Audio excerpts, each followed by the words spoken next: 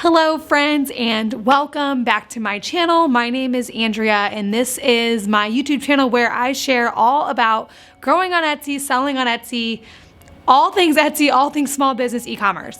I have been selling on Etsy for over 7 years now, and it's been my full-time job for the past few years.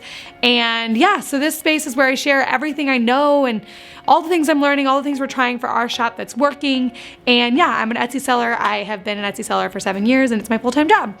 So today we are going to talk about a question that a lot of people have, a thing that I think a lot of people get stumped on, and that is listing description. So we're specifically going to be talking about how to write an Etsy listing description that actually sells, a listing description that converts and gets your onlookers, your viewers from your, that are at your listing, takes them from viewing it to actually buying it. So that's what we're talking about today.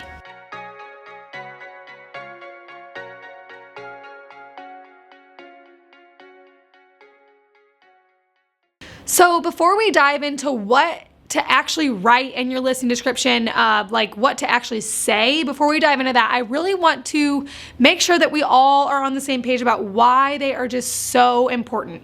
So the reason why listing descriptions matter so much is that they increase your conversion rate. And so if you have a good listing description, you have a better conversion rate. We are talking all about conversion rates on this channel later this month, which I'm so excited about just because they're so critical. So if you want to hang around for that, I do suggest you subscribe because there will be a video explaining everything you need to know about conversion rates. But for now, just know that the higher your conversion rate, the more sales you are getting. And so as an Etsy seller, it is in your best interest to really care about the conversion rate, and a listing description is a small part of that, but a part of that, and what you write absolutely increases your conversion rate. So that is why it's so important. You want your listing description, the goal of your listing description is to answer any questions that a potential customer could have about your product.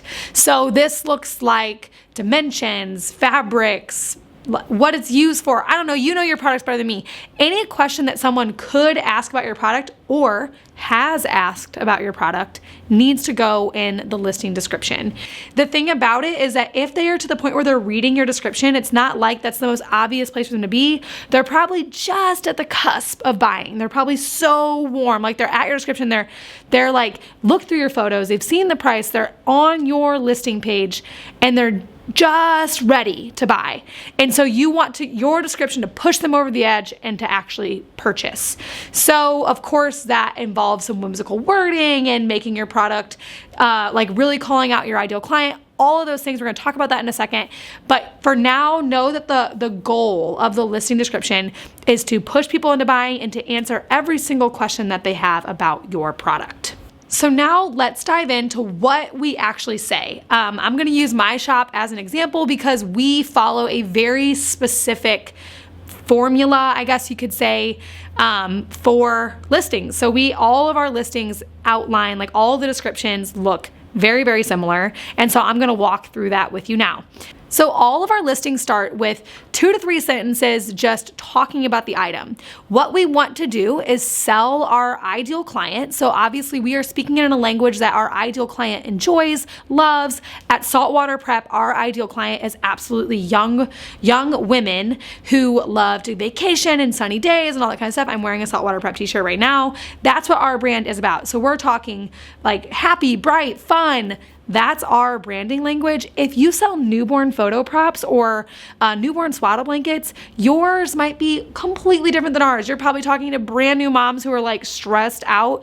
And so you want to be calming and tranquil, and it's just totally different than ours, but make sure that you know that you are writing this whole description with your ideal client in mind.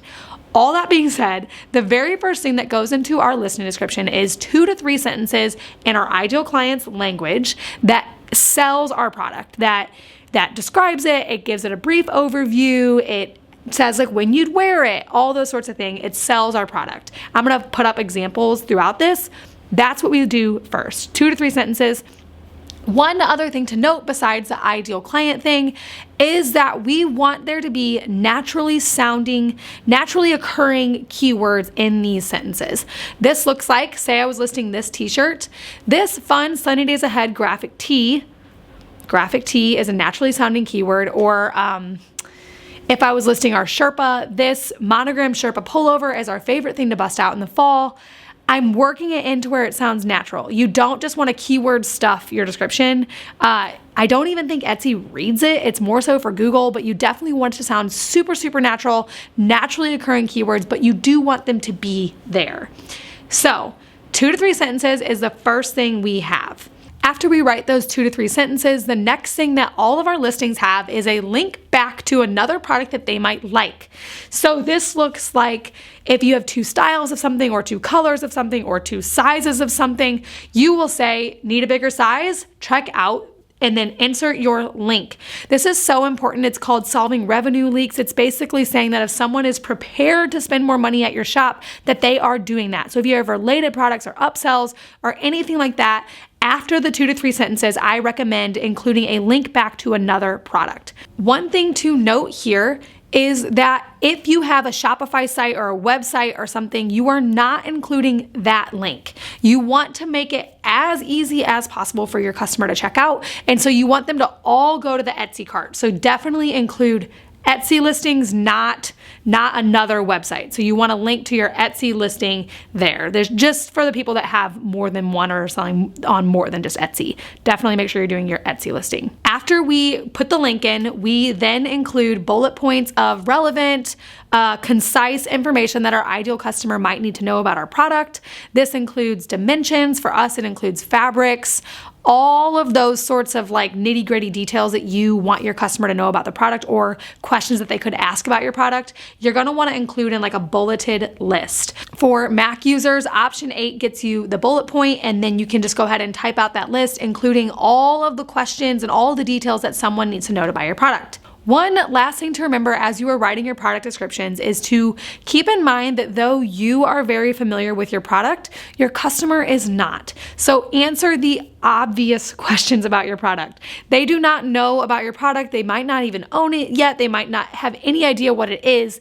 And so because of that, you need to be answering questions that someone who's never seen your product would have. So even if it looks obvious in the photos that you have pockets on this quarter zip or whatever, add that it has pockets. They definitely need to know that. Like for us, all of our bullet points say embroidered monogram. They might not know that. Of course I know that. I run an embroidery shop.